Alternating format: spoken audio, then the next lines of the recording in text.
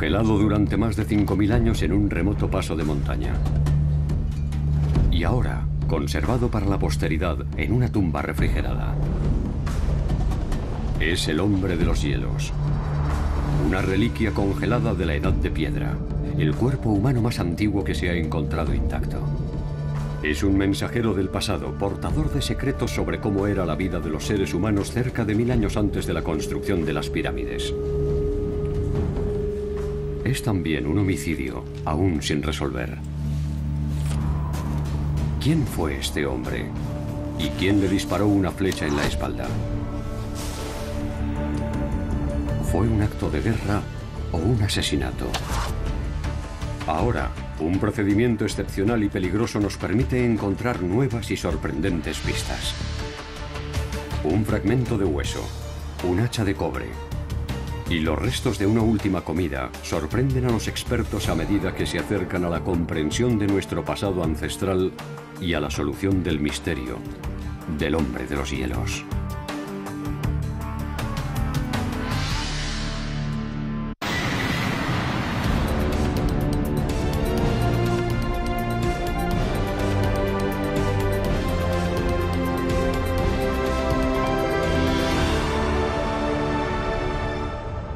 La autopsia del hombre de los hielos.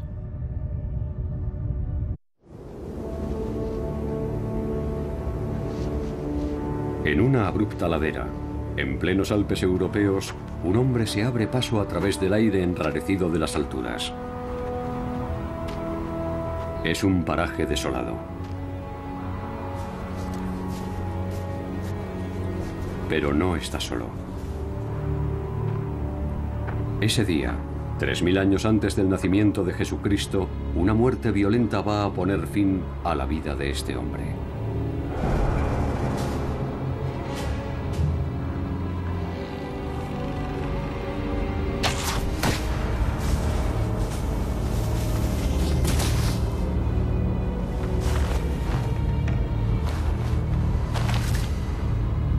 Pero su organismo se conservará en la montaña más de 5000 años.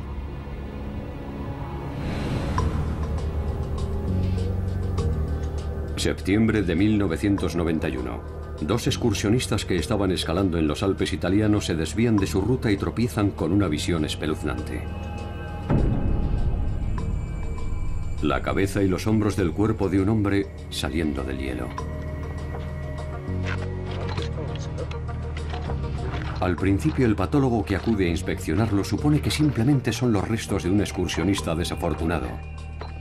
Uno de tantos que se han perdido en los Alpes a lo largo de los años. Pero este cuerpo parece distinto. No presenta prácticamente ningún signo de descomposición. Da la impresión de que el frío ha secado su piel y su carne. Las manos, los pies, hasta los globos oculares están intactos. El hielo y el aire de la montaña han transformado este cadáver en una momia. A medida que avanza el rescate del cuerpo, van apareciendo algunos objetos poco comunes. Trozos de cuero, una cuerda fabricada a mano y un cuchillo de pedernal. No era un simple excursionista.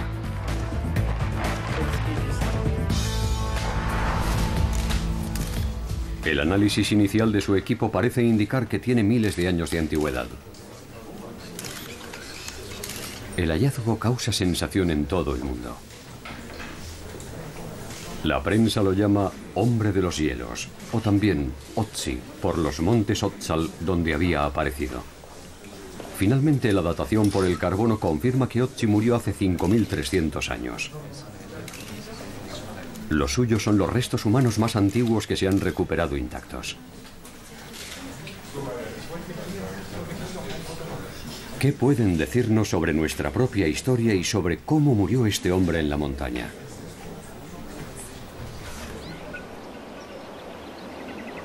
Por alguna razón, el hombre de los hielos emprende un fatídico viaje de ascenso por este valle hacia la cumbre de este promontorio. Desde unos 300 metros de altura sube a más de 3000. ¿Por qué? Al principio suponen que se extravió en medio de una tormenta, pero los indicios acumulados apuntan a que fue otra cosa lo que le pasó al hombre de los hielos, algo más violento.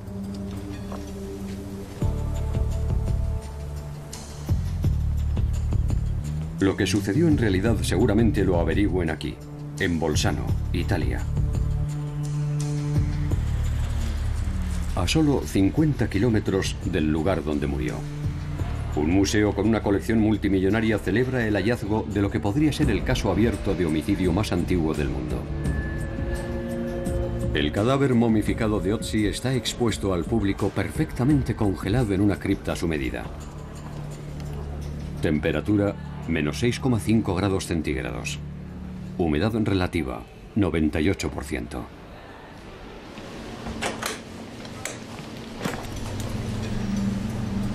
Ahora los médicos encargados del cadáver esperan poder dar un giro a este ancestral caso no resuelto aplicando un procedimiento excepcional y peligroso. Van a dejar que se descongele el cuerpo del hombre de los hielos. Multitud de científicos acuden a Bolzano para poner sus manos y su instrumental en este cadáver con 5.000 años de antigüedad.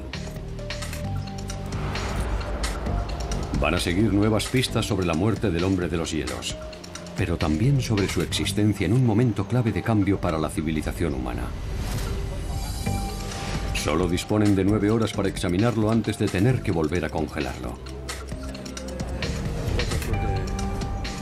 El patólogo Eduard Egar Terbiegel dirige una operación que conlleva riesgos. Un riesgo es que los científicos que entren en la sala traigan consigo bacterias y gérmenes. Otro riesgo es que no hay manera de saber si todavía hay organismos vivos en la propia momia, ni si estos revivirán con la descongelación. Si el cuerpo resulta afectado por la descongelación, el daño será irreparable.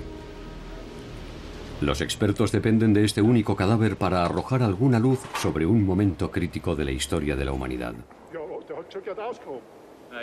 Ötzi es único. Vivió los últimos días de la Edad de Piedra, un tiempo en que los humanos aún empleaban herramientas de piedra y todavía no dominaban el arte de fundir metal. Derribado a medio camino, nos ofrece una perspectiva de cómo era la vida en aquel tiempo, con algunos giros sorprendentes.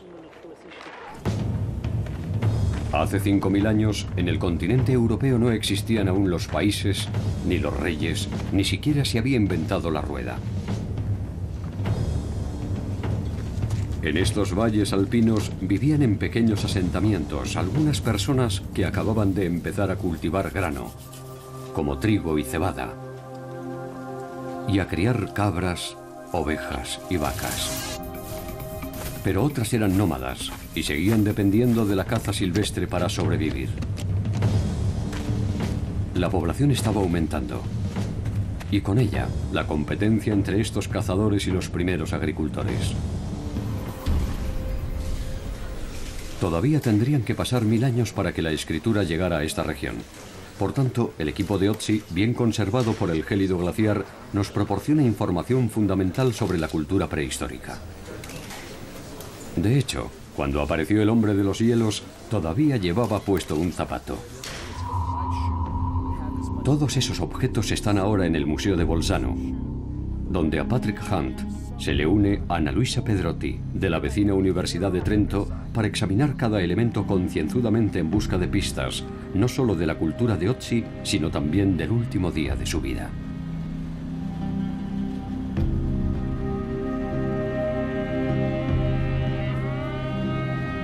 ¿Por qué llevaría todas estas cosas encima en el momento de su muerte? El zapato es uno de los ejemplares más antiguos que existen y sorprende su complejidad.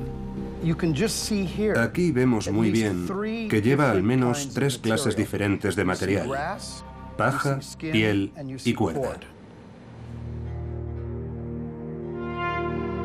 No es probable que un hombre de la Edad de Piedra llevara zapatos todo el tiempo. Pero si iba a atravesar las rocosas laderas y glaciares de los Alpes, sabía que le convenía llevar unos como estos. En estos objetos no solo encontramos información sobre la persona que los llevaba, sino la demostración de que los diseños de la Edad de Piedra podían ser sorprendentemente complejos. La mochila, con su bastidor de madera, parece casi moderna. Posiblemente llevaba un morral de cuero atado a la cintura, a modo de riñonera.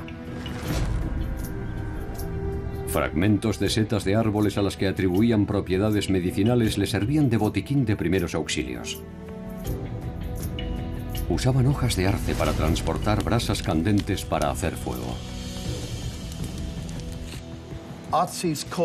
En la cultura de Otzi conocían los usos de todas las plantas habidas. Sí. Y de la piedra y la madera. Sí, usaban materiales óptimos. Pero alejarse de su poblado para aventurarse en las montañas era una decisión peligrosa. Osos, lobos y jabalíes eran habituales. También podía haber refriegas entre cazadores y agricultores. Por eso Otzi portaba armas. Además de su cuchillo, llevaba arco y flechas. Su carcaj, el más antiguo que se ha encontrado nunca, contenía flechas de madera meticulosamente elaboradas, con puntas de flecha de sílex afiladas como una navaja y adheridas al asta con brea fabricada con la savia de un abedul. Las plumas de las astas también se han fijado con mucho cuidado para estabilizar su vuelo. Pero por alguna extraña razón, el arco y las flechas no estaban listos para utilizarse. A pesar de la cantidad de flechas que llevaba, aquí hay fácilmente más de una docena, la mayoría no le servían para nada tal como estaban. ¿Por qué hay tantas flechas inacabadas? Es un gran misterio. Llevaba un equipo que no funcionaba del todo. Era como ir por la selva con una escopeta descargada. Yo diría que Otzi iba a tener problemas. Es un fallo grave en su plan de supervivencia. Pero no iba completamente desarmado. Llevaba un arma bastante avanzada para su tiempo. Un hacha de cobre. El objeto que sigue atrayendo nuestra atención como un imán es esa hacha de cobre. Y nos resulta tan intrigante porque la tecnología necesaria para fabricarla es muy superior a todo lo que habíamos visto hasta ahora. El hacha de cobre del hombre de los hielos sorprende a los arqueólogos y obliga a revisar la cronología de la historia. Antes de Otzi, los expertos pensaban que las culturas alpinas no habían aprendido a fundir cobre hasta el año 2000 a.C. aproximadamente. Pero la datación del carbono demuestra que el hacha del hombre de los hielos es mucho más antigua. Significa que su pueblo ya sabía cómo calentar las rocas con abundante cobre hasta los 1000 grados centígrados, que es la temperatura necesaria para separar el metal del mineral. El descubrimiento del hacha suponía que el fin de la Edad de Piedra había comenzado 1000 años antes de lo que los expertos pensaban que era posible. Que ya estuvieran tan avanzados en esa época es sencillamente increíble. Es un hallazgo que ha cambiado para siempre lo que pensábamos del pasado. La mente capaz de crear esa hacha de cobre es, en la práctica y a todos los efectos, la misma mente capaz de crear un ordenador, una placa de circuitos. En otras palabras, Otzi somos nosotros. Tras su descubrimiento en 1991, los expertos pensaron durante años que el hombre de los hielos había muerto congelado en medio de una tormenta alpina. Pero ¿cómo era posible que alguien tan adaptado a su entorno se viera atrapado en una tormenta?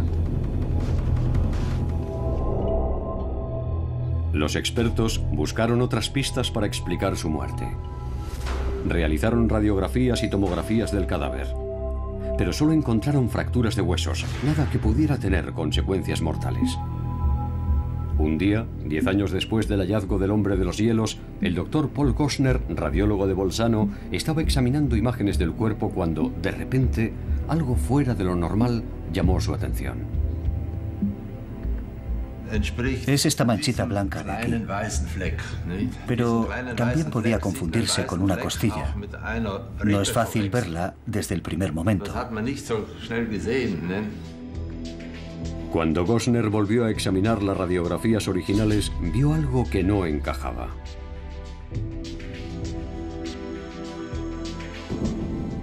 Afortunadamente disponía de una tomografía que no dejaría lugar a dudas. Y allí estaba, alojada en la espalda del hombre de los hielos, una punta de flecha, hecha de piedra.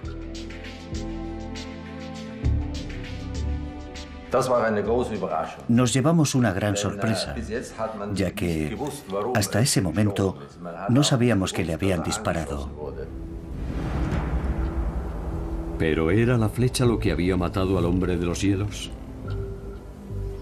Sabemos que le dispararon por la espalda desde una posición ligeramente inferior con una flecha que penetró en su omóplato.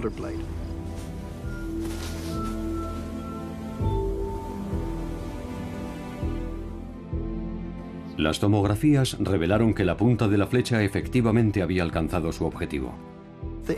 La punta de la flecha atravesó una arteria subclavia, haciendo que Otzi se desangrara muy deprisa hasta morir. ¿Quién mató al hombre de los hielos? ¿Y por qué? En su afán de resolver este homicidio ancestral, los investigadores acuden de nuevo al cadáver.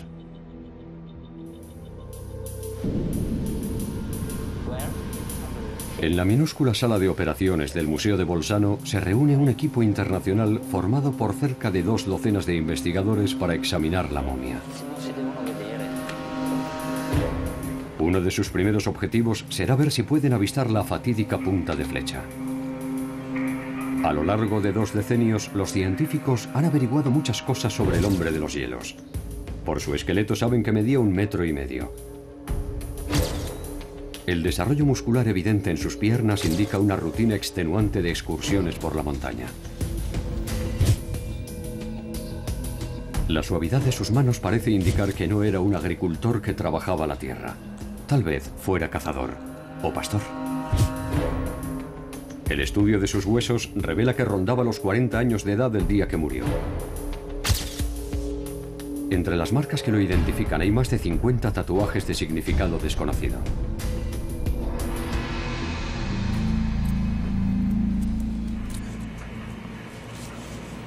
El antropobiólogo Albert Sink dirige el Instituto para el Estudio de Momias y el Hombre de los Hielos.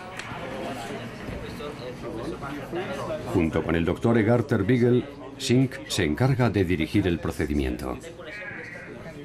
Todos estamos un poco impacientes y también nerviosos porque tenemos mucha tarea por delante y además debemos evitar a toda costa que el hombre de los hielos sufra cualquier daño por culpa de nuestra investigación. Después de pasar toda la noche fuera del congelador, Otzi se está derritiendo a buen ritmo. A medida que la momia se va derritiendo, empieza a descolgarse. Para evitar que el cuerpo se desgarre por completo, los científicos lo depositan en una caja especial. Esta caja les permitirá mover el cuerpo sin dañarlo y sin alterar la posición de las extremidades.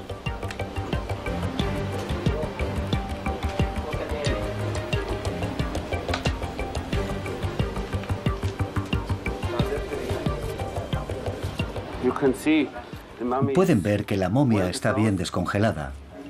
El tejido está blando. Así que yo creo que ya podemos empezar la investigación.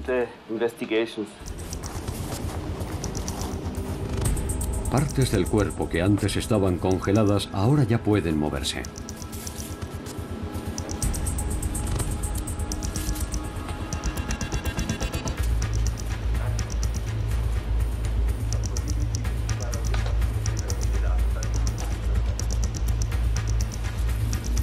Dado que solo disponen de 9 horas para realizar sus investigaciones, cada equipo debe respetar un horario muy estricto.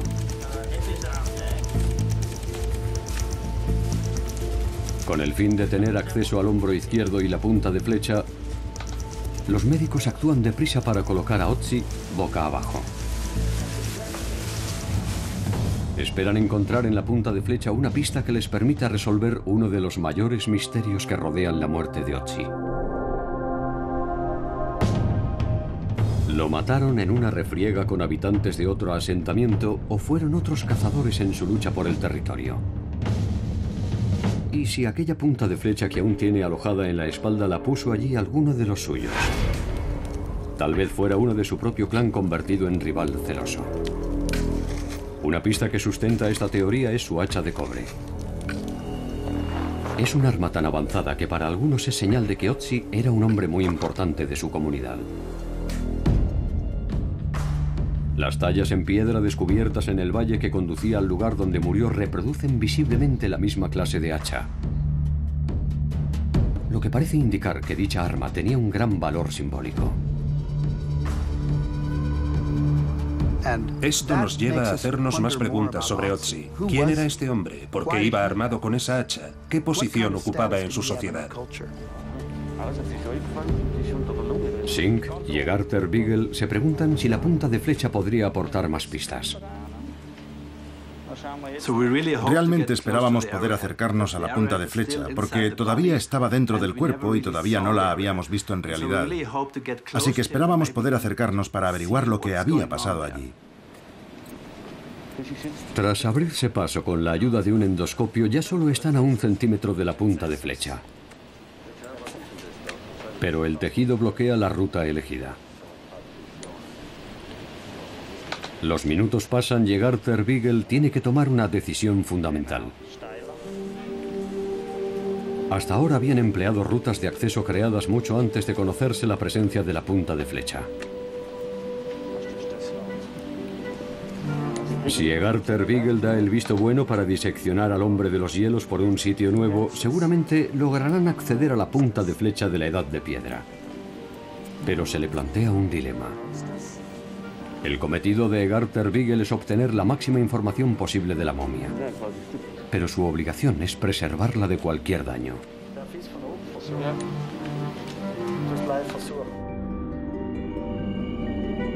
El cadáver del hombre de los hielos se ha convertido en una especie de zona protegida. Un yacimiento arqueológico más antiguo que Stonehenge, con zonas bien diferenciadas marcadas a lo largo de los años para su exploración.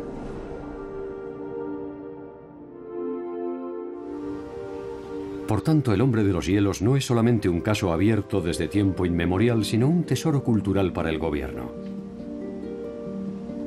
Eso impide que Egarter Beagle pueda realizar una verdadera autopsia. La clase de procedimiento que alteraría sustancialmente una cápsula del tiempo humana que ha permanecido intacta durante casi 2 millones de días.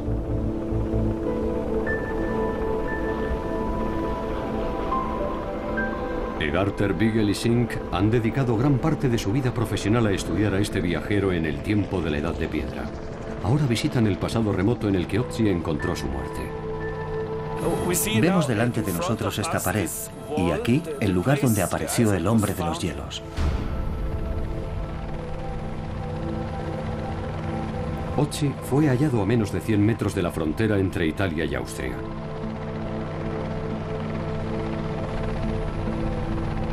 Hace 5000 años subió a esta cumbre y fue asesinado. Aquí estamos en la cima de la montaña. Y si miramos abajo hacia el valle, vemos que hay una gran distancia. Más de 1500 metros.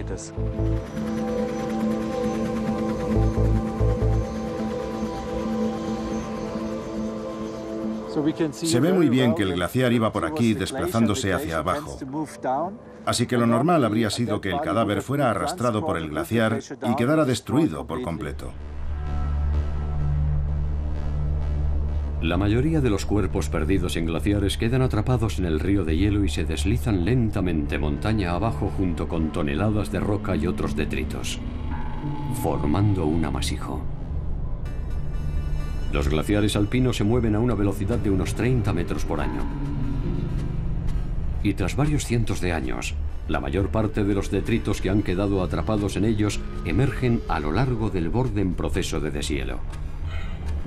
Sin embargo, aunque las circunstancias de la muerte de Otzi fueron aparentemente muy desafortunadas, en términos arqueológicos no podía haber caído en mejor sitio. El sol y el viento secaron su cuerpo por completo. Las rocas que tenía a ambos lados formaron una pequeña trinchera. Por último, 3 metros de nieve y hielo rellenaron la zanja y evitaron que el cadáver del hombre de los hielos fuera arrastrado por la corriente helada que fluía a su alrededor.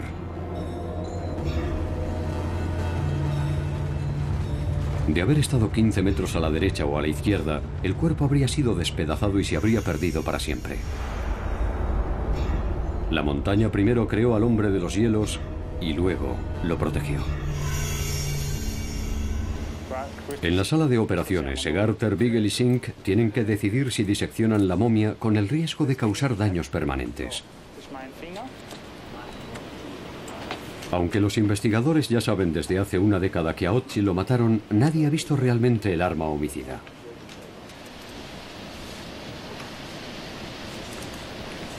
Es la última prueba que queda por examinar.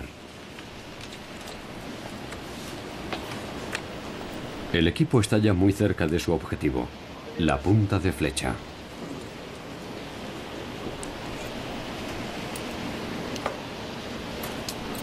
Pero no tiene claro cómo atravesar el tejido sin dañar la momia.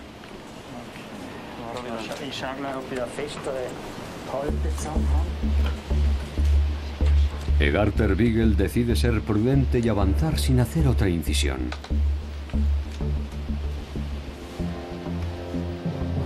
Debemos procurar por todos los medios mantener intacto a Otzi. Los arqueólogos tienen tendencia a alterar los objetos actuando de una forma muy destructiva. Una vez que has excavado en ciertos yacimientos, ya no puedes dar marcha atrás y corregir tus errores. No puedes volver al punto de partida. Aunque la punta de flecha es fundamental, no es la única prueba del caso. La idea de que a Otzi lo mataron en una refriega con un asentamiento rival o al enfrentarse a un grupo de cazadores parece sustentarse en señales microscópicas que indican que iba huyendo los días que precedieron a su violenta muerte. Hay minúsculas pistas en sus intestinos. Vayas donde vayas, el nivel de polen en el aire es muy alto desde finales de la primavera hasta principios del verano. También vamos a encontrar polen en su garganta y en su comida. Con la diferencia de altura va cambiando la clase de árboles que liberan polen. En esta región, un árbol llamado carpe domina las cotas inferiores, mientras que montaña arriba, los bosques de coníferas tapizan las laderas. En los intestinos de Otzi, los científicos descubren una capa de polen de carpe. Y por encima, otra capa de polen de conífera. Es un claro indicio de que iba subiendo por la montaña. Por extraño que resulte, creemos que volvió a descender porque hay otra capa de polen de carpe sobre la capa de polen de conífera, lo que significa que primero subió, después volvió a bajar por alguna razón y finalmente subió otra vez al encuentro de la muerte. ¿Qué pudo llevar a un hombre a realizar semejante trayecto? Solo algo que estuviera amenazando su vida justificaría sus movimientos. Y hay más indicios forenses de que el hombre de los hielos estaba siendo perseguido los días que precedieron a su muerte. Un corte profundo atraviesa la palma de su mano derecha, posiblemente sufrido en un combate cuerpo a cuerpo en el que había un cuchillo.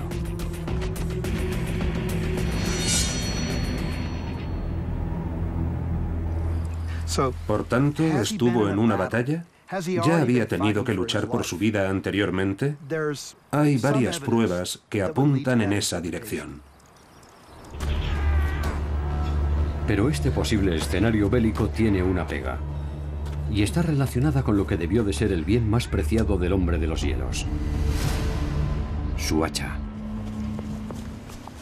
¿Por qué sus asesinos iban a dejar allí un objeto tan preciado? Tendría sentido si Otzi hubiera muerto por un disparo realizado a gran distancia por alguien que después de dispararle hubiera dejado allí la flecha y el hacha para salir huyendo. Pero el asta de la fatídica flecha nunca apareció, lo que apunta a que el agresor se acercó al hombre de los hielos lo suficiente como para arrancársela de la espalda. Y cualquiera que se hubiera acercado tanto al cuerpo de Ötzi sin duda habría tenido a su alcance el hacha de cobre.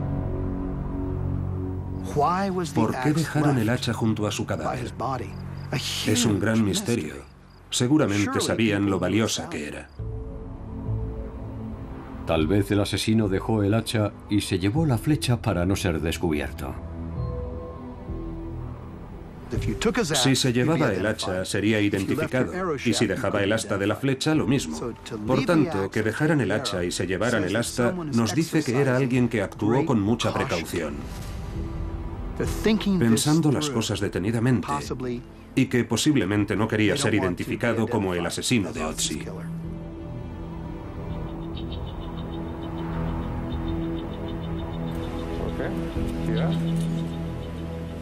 En la búsqueda de pistas sobre la persona que mató a Ötzi, le toca el turno de examinar el cadáver a un nuevo grupo. Este equipo va a buscar sangre, concretamente en el cerebro de Ötzi. En las tomografías del cráneo de Ötzi hay señales evidentes de fractura. Y en las imágenes del cerebro, encogido pero aún intacto, algunas zonas se ven más oscuras que otras. Podría ser sangre o putrefacción. Si es sangre, demostraría que sufrió un fuerte traumatismo en la cabeza justo antes de morir. Si finalmente hay indicios de una hemorragia, se demostraría que fue una herida que sufrió en el proceso de morir. Solo puede haber hemorragias si se está todavía vivo o en proceso de morir. A través de unos agujeros realizados hace años en el cráneo de Ötzi, se consigue tomar muestras de su cerebro con unas pinzas.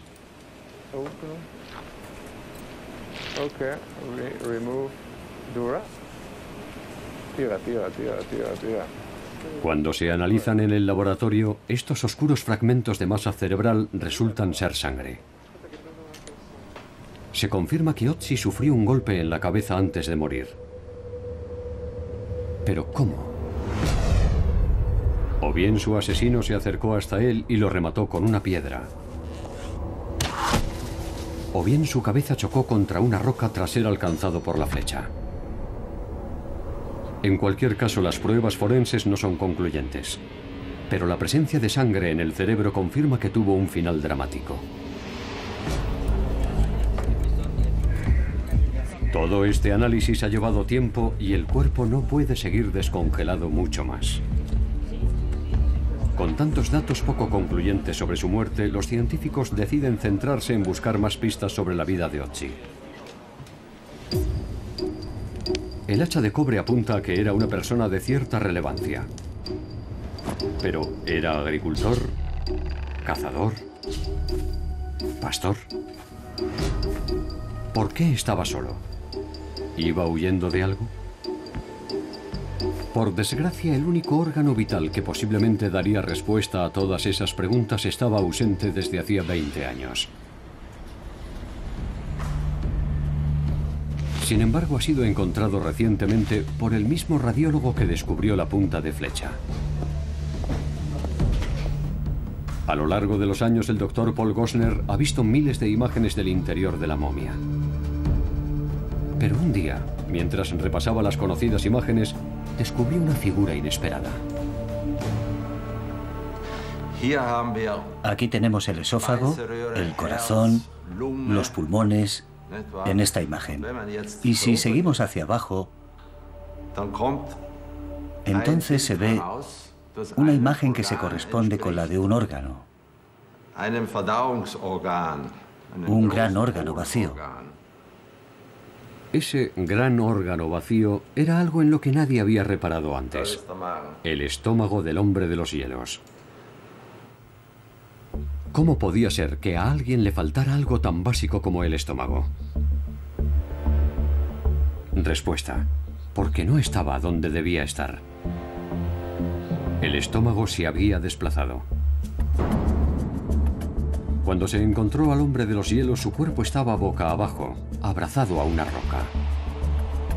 Durante 50 siglos había permanecido en esa posición, soportando la presión de toneladas de hielo. Su cuerpo, atrapado entre la roca y el hielo, quedó completamente aplastado.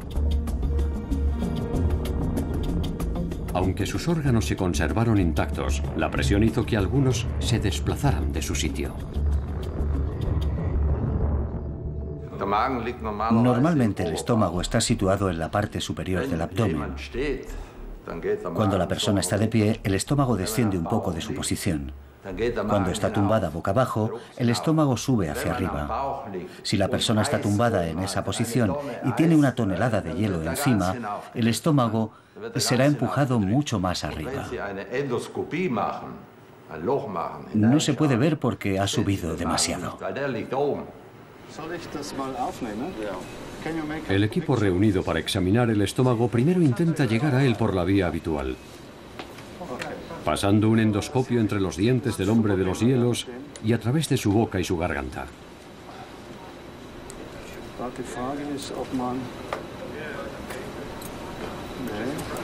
Pero el cadáver está demasiado comprimido. No podemos pasar. No se puede. El equipo decide acometer una ruta diferente a través de una incisión existente en el abdomen. Y por fin encuentran el estómago, casi a la altura del pecho, justo donde el Dr. Gostner había predicho que estaría. Creo que esto de aquí es el estómago. No solo han encontrado el estómago, sino que descubren que está lleno de comida.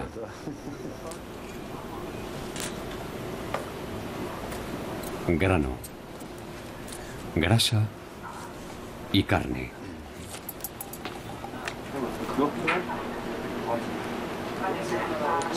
Ahora tenemos mucho material del estómago.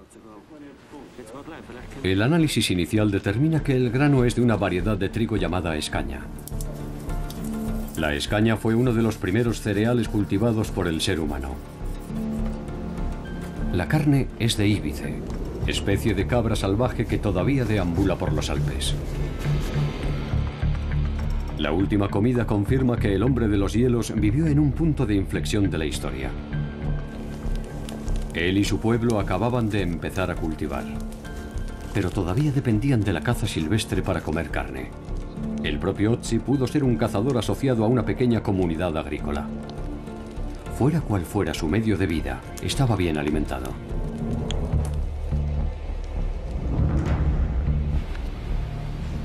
Han transcurrido 9 horas y deben volver a coser el cuerpo de Ötzi,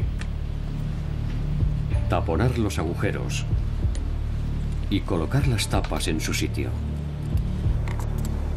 En una sola jornada se han recogido 149 muestras biológicas, material suficiente para tener a los científicos atareados durante varios años.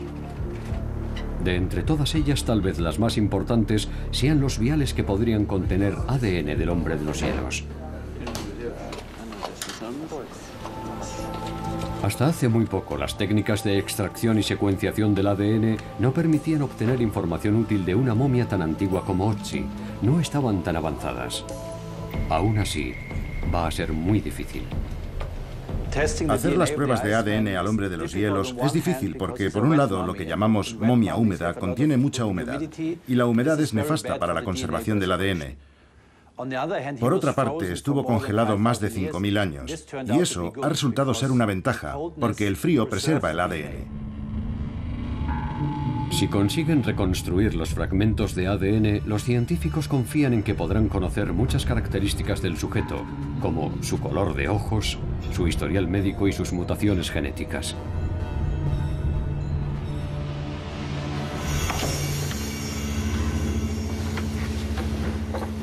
Pero antes hay que conseguir el ADN.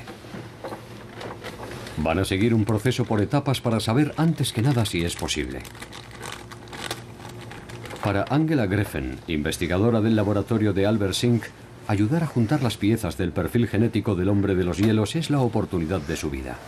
Me interesan mucho las momias y la oportunidad de trabajar con el hombre de los hielos fue un sueño hecho realidad, poder trabajar con una muestra tan conocida como esta. Primero, Greffen corta la apreciada muestra de hueso de Ötzi para hacer piezas más pequeñas utilizando una sierra de diamante.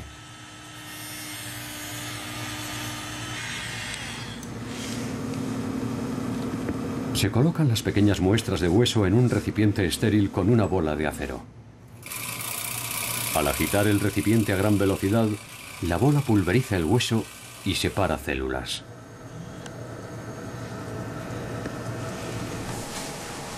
A continuación, Greffen añade varias sustancias químicas para facilitar la extracción del ADN.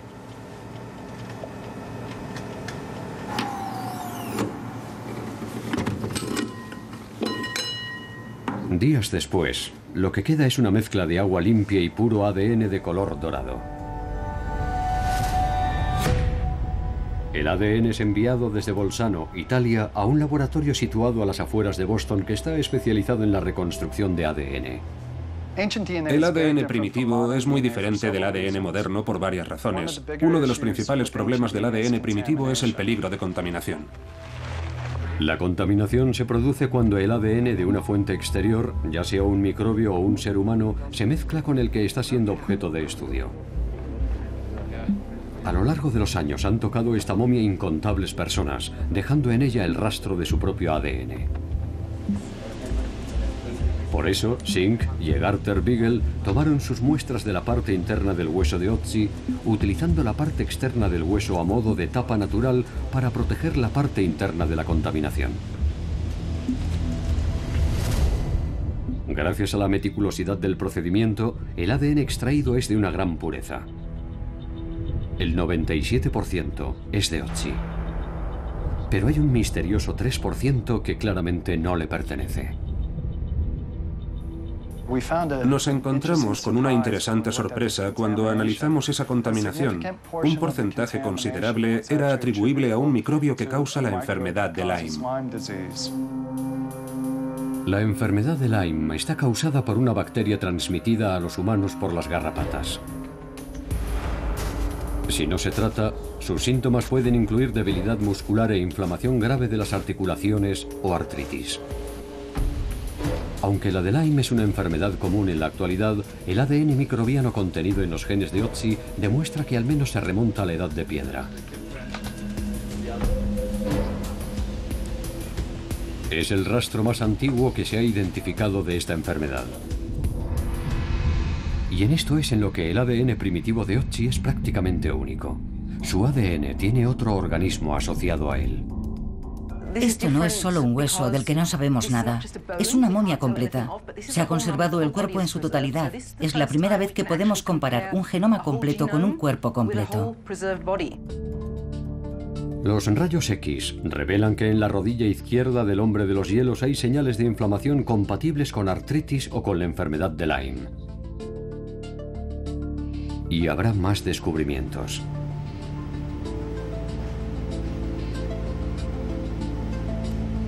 Tras la tediosa reconstrucción del 98% del ADN fragmentado de Ötzi, surge un retrato algo más nítido de este hombre. En los cromosomas de los genes que determinan el color de ojos hay un marcador que indica que Ötzi tenía los ojos marrones. Otros marcadores revelan que los humanos modernos que presentan la máxima afinidad genética con él no están en los Alpes, sino en Cerdeña.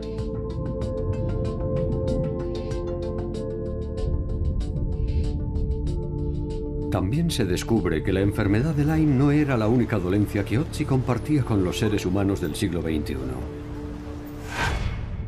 Otro hallazgo sorprendente al secuenciar el genoma completo de Ötzi es que tenía un marcador que le hacía propenso a enfermar del corazón.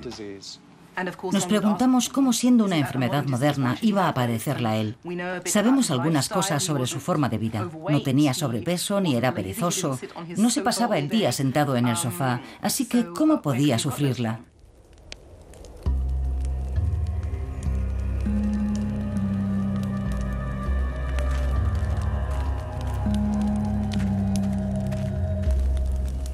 Seguimos creyendo que muchas enfermedades son muy recientes, que son enfermedades propias de la época civilizada y que existen desde hace 100 o 200 años nada más.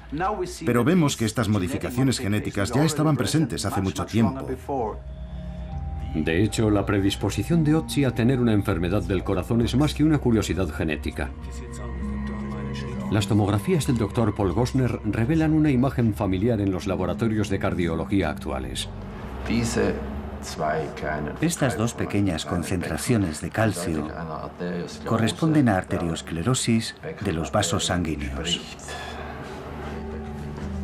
Aunque el colesterol es el responsable de la obstrucción que nos resulta más conocida, estos depósitos de calcio en las arterias de Otzi también son un síntoma muy común de la enfermedad coronaria. A pesar de toda una vida de ejercicio físico y de haber llevado seguramente una dieta ecológica, las arterias de Otzi tienen el aspecto de las de un hombre normal de 40 años del siglo XXI. Quizá no debería sorprendernos, ya que en términos genéticos prácticamente no nos distinguimos en nada de la especie de Otzi. Estamos muy equivocados, porque pensamos que 5.000 años es mucho tiempo en la evolución del ser humano.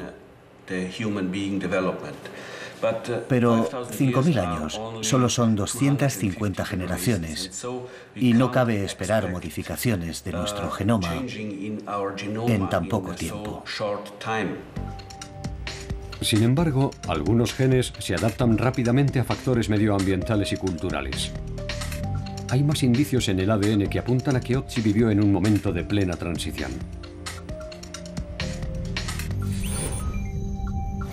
Sus genes indican que tenía intolerancia a la lactosa. No digería la leche en la edad adulta. Una condición que muchos creen que es producto de una enfermedad o una alergia. Pero se equivocan. Se cree que la intolerancia a la lactosa es una enfermedad, pero en realidad no lo es. Es la condición original del ser humano. En la Edad de Piedra, todas las personas lo eran. En la antigüedad, todos los humanos podían digerir la leche en las primeras etapas, pero con el paso del tiempo perdían esa capacidad.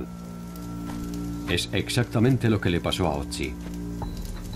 Pero en el mismo momento y lugar en que él vivía, determinado gen estaba empezando a mutar, probablemente como respuesta a una mayor disponibilidad de leche de vaca domesticada. Dicha mutación permite a los adultos digerir la leche. Es un proceso evolutivo que todavía está en curso. En la actualidad, alrededor del 40% de los adultos del mundo son capaces de digerir la leche. Pero en los Alpes, donde Otzi vivía, el 85% de la población es capaz de digerir productos lácteos.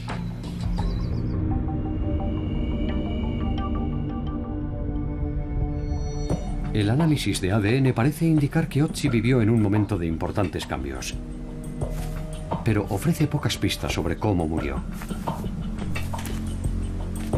Eso deja sin responder algunas preguntas básicas. ¿Qué estaba haciendo en la montaña y por qué lo mataron? La prueba clave surgida de la autopsia procede de su estómago. El análisis del material extraído revela una alimentación equilibrada a base de carne y cereal. La pista más importante está en la propia cantidad de alimento que ingirió. Durante la autopsia se retiraron unos 110 gramos de comida. En el cuerpo quedó aproximadamente la misma cantidad. La comida dura alrededor de 1 hora por término medio en el estómago humano. Otzi ingirió esa cantidad enorme de comida poco antes de morir. No parece el comportamiento de un hombre que huye, subiendo y bajando los Alpes, perseguido por enemigos. Pienso que esto cambia por completo el cuadro. Tenía que estar realmente seguro de que no le perseguía a nadie, porque si no, no es razonable pensar que se sentara a comer todo eso. ¿Qué nos dice esto sobre la muerte de Otzi? Si juntamos todas las pruebas,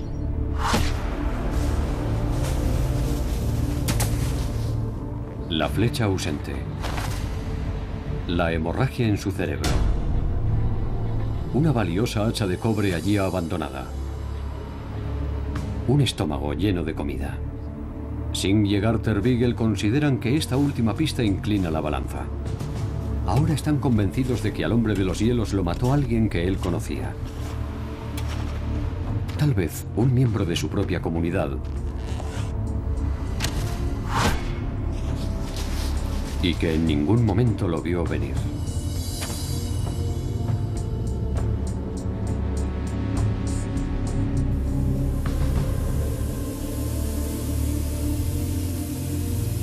Una vez concluidos los procedimientos, cuando ya se han tomado todas las muestras y se han marchado los científicos visitantes, Egarter Beagle prepara el cadáver para volver a congelarlo.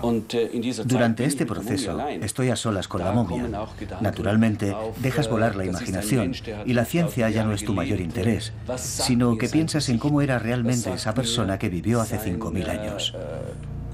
¿Qué me dice su rostro? ¿Qué me dice la posición de su cuerpo?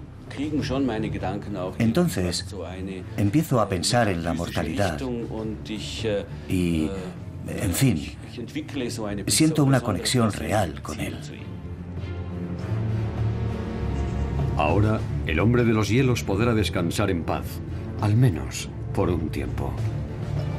De los 100.000 millones de seres humanos que se calcula que han nacido y transitado por la Tierra, el hombre de los hielos ha logrado sobrevivir a los estragos del tiempo. Y nos sigue ayudando a comprender lo que significa ser humanos.